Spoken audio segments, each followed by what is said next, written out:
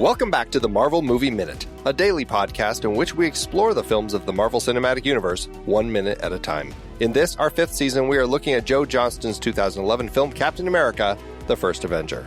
I'm Andy Nelson from the True Story FM Entertainment Podcast Network. I'm Pete Wright. Podcast later, podcast now. Today we're talking about Minute 28, which begins with the value of strength and ends with a bit of Wagner. Back on the show today, it's Dr. Arnold T. Blumberg. Hello, Doc. Hi, great to be back. So we are coming back in on the it's kind of wrapping up what Erskine was saying as to the reason why Steve was chosen. And in yesterday's minute, he said, "This is why you were chosen, because the strong man who has known power all his life will lose respect for that power. But a weak man knows the value of strength and knows compassion."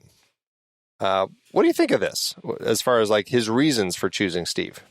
It's a logical structure that I particularly appreciate in terms of a lot of very current concerns culturally, socially, politically, and that you could apply that same logic to. This is the reason why rich people don't have empathy and don't understand how to take care of people or understand the value of anything because they've been rich. They don't need to understand. People who are disadvantaged or poor or have a lack of resources have a great deal of respect for all of it because they understand what it's like to be without, to have to struggle, to have to deal with that. That is that same logic that he's laying out there. And I happen to think it's a very solid argument.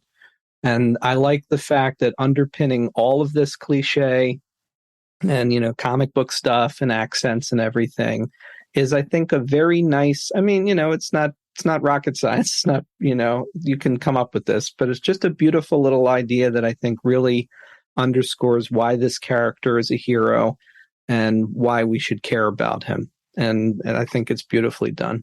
Yeah, I do too. And I think part of what I connect with so well to this particular sequence is it distills so much of the sort of complexity of patriotism and good versus evil and all that down to something that is approachable by, again, the sort of common people. Like this is, if we break it down to its sort of atomic emotional sensibilities, it is about who you are in your heart. And I like the way, not only the way, it's written, but I love the way Tucch delivers it. It's just like it nails it. I don't know. Is there something about the comic German accent when massaged into Tuch's kind of sense and sensibility that makes me hear things better? I don't know, but I love it. I think he is more endearing that way. It's also interesting to me, again, from like the Jewish perspective, is I always get the impression he's Jewish, the Erskine, but they never say anything about that, do they? I mean, they don't make any direct reference. Right. Which, again, sometimes I feel more cowardice than actually, like a choice. So they just don't want to deal with that. But I always get the impression that he's Jewish. Well, to that end, I feel like they really patterned him after Einstein. Like they give that sense of him. Yeah. And even his character was Reinstein initially. There's that sense of him coming from that. And Einstein certainly had that background and stuff. So I feel like it's there, but it isn't ever really kind of clearly called out. Yeah. Now, my follow-up question to that is, if this is what they had been looking for, they were trying to choose somebody. They had 7 days. And they had a group of recruits, including Gilmore, who we know didn't make the cut. But they were looking for somebody who knows the value of strength and compassion.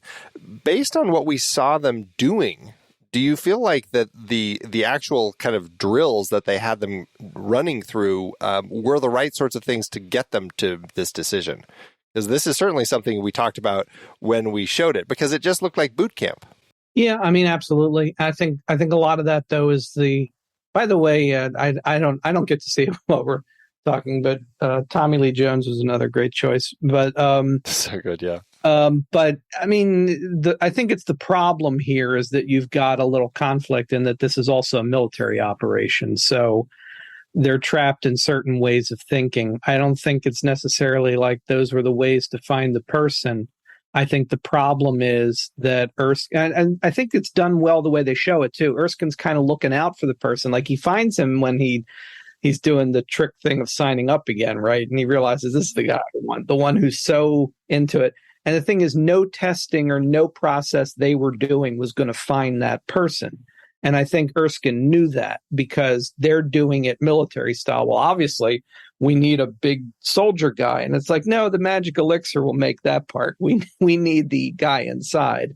So that's why I think he was going outside the box to find who that person was going to be, because this wasn't going to do it. Well, and that's actually, I really like the way that you kind of put that together, because it makes a lot of sense that, yeah, this was kind of a military operation and they're recruiting people. I mean, if you look at the lineup of people standing there with Steve, none of them look like the weak guy. None of them look like the guy who might be good on the inside but is weak on the outside. They all look like soldiers. And, you know, I mean, they're all the size of Gilmore. And so the fact that Erskine was able to kind of sneak this one in, you know, perhaps it might speak to the fact that, you know, this was kind of his, you know, battle with the military and trying to find the person that he felt he knew was right, even though they didn't quite see it. And it just took, I mean, it really ended up taking the grenade test to kind of pin that down. But it was interesting to see how it played out. Yeah, absolutely. It is a great moment, though. It's a beautiful moment between these two characters. You know, Alan Silvestri's music plays so well as it's kind of wrapping this stuff up. And, you know, Steve's follow-up, thanks, I think. It's a great little moment to that. And that brings us to the pouring of the schnapps. I love this moment. It's such a fun little bit where we have him pouring the schnapps, giving a toast to the success of the surgery tomorrow, or the procedure, only to pull the cup away from Steve. How does this play for you two? Oh, I love that moment. That to me, that's the reason I picked this week. This moment, okay. This week was that joke with the drink. That to me is like the epitome of how real he makes a nice comic button on a scene work. Another thing, like we've been talking already, is some of the like pitfalls that MCU movies have fallen into. I don't particularly share this criticism, but there are many people who feel like, oh, sometimes they undercut the drama too much with a joke at the end of the scene. Well, it's not a problem if it's done right.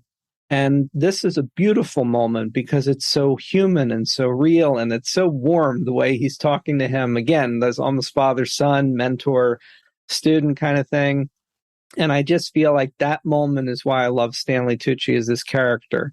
And it's more than just a little joke at the end. It's something that shows the kind of person he is. And it's just great.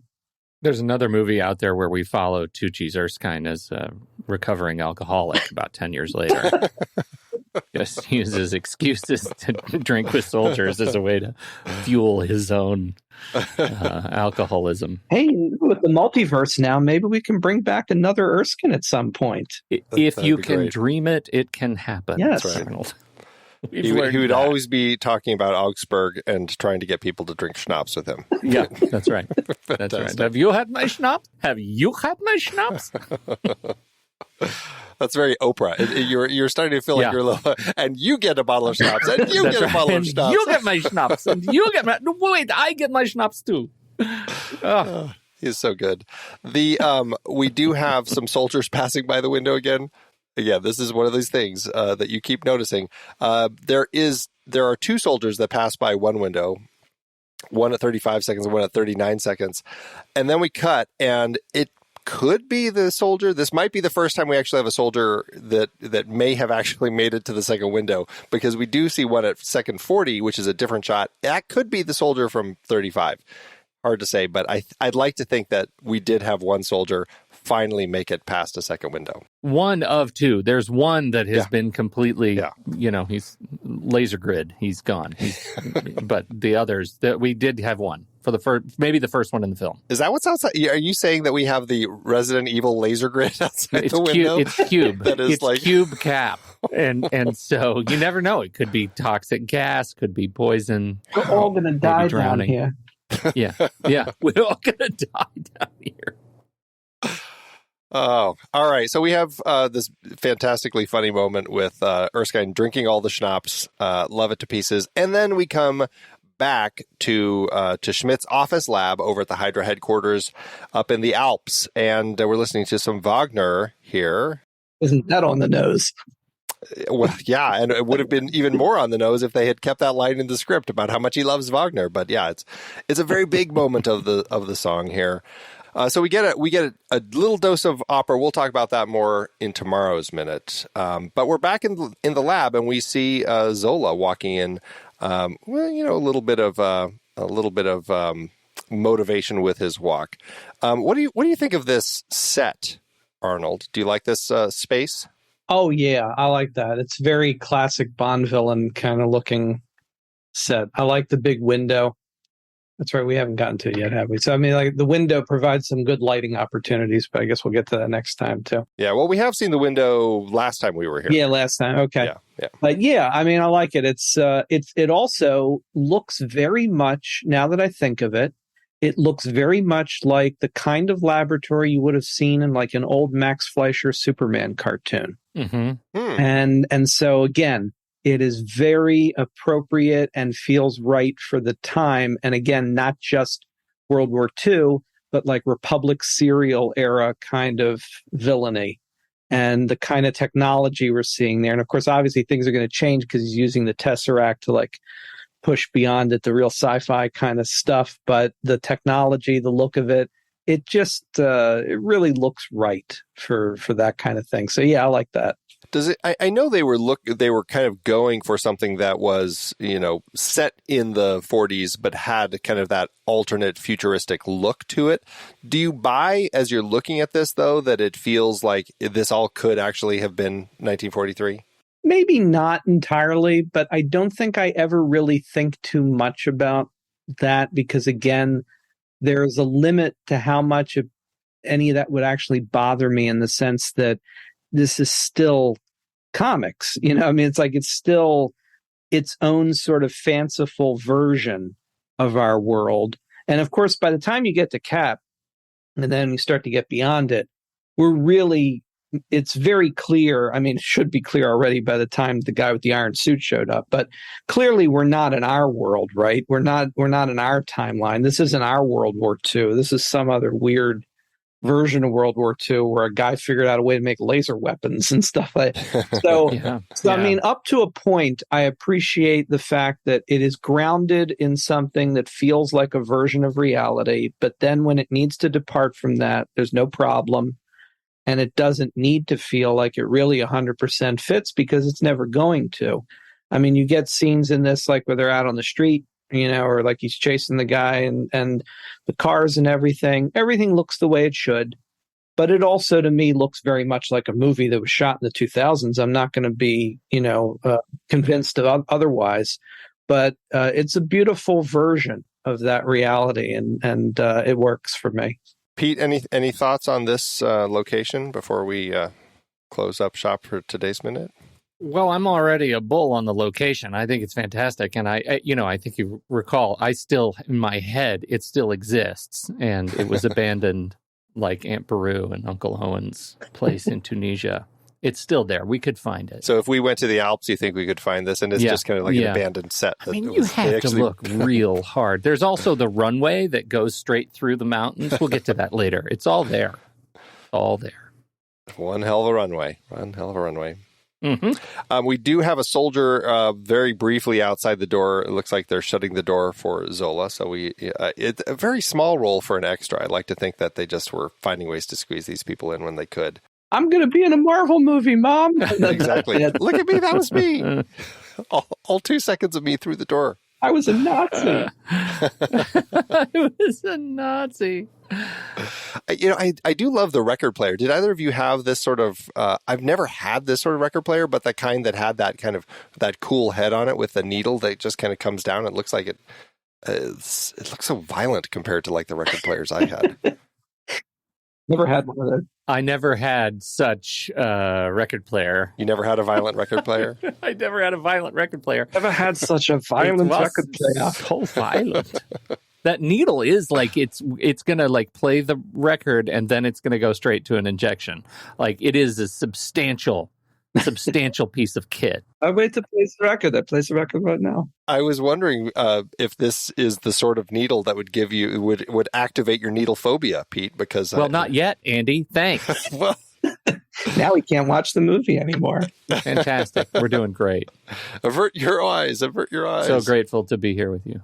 It's all good. It's all good stuff. Mm-hmm. Well, I don't think we have anything else. I think that we'll save the opera and the lab and everything else going on for next time. Any last thoughts from either of you, or should we just move on? I'm good. Let's move on. I'm tired of you. Ouch. Ouch. Yeah. I'm bringing my record needle. We're going to do some injections. I don't care for it. I'm going to have to get between the two of you before this. This partnership is struggling. All right. Zola? Arnold, would you like to remind everyone again where they can track you down and see what you're up to? Sure. Listen to my wife, Natalie, and me talk about all of the horror and sci-fi movies that we're watching on Ghouls in the House at ghoulsinthehouse.com.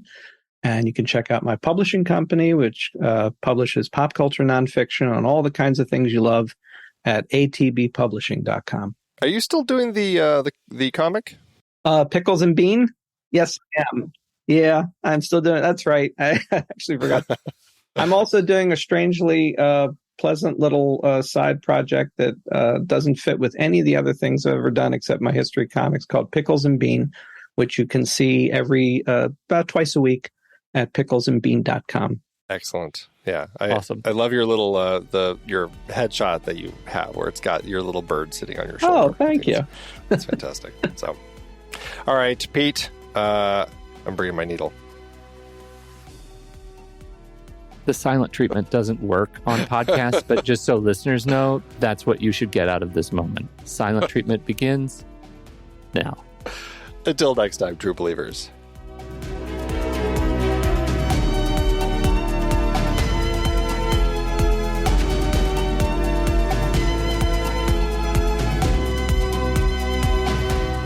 Marvel Movie Minute is a production of True Story FM. Engineering by Andy Nelson.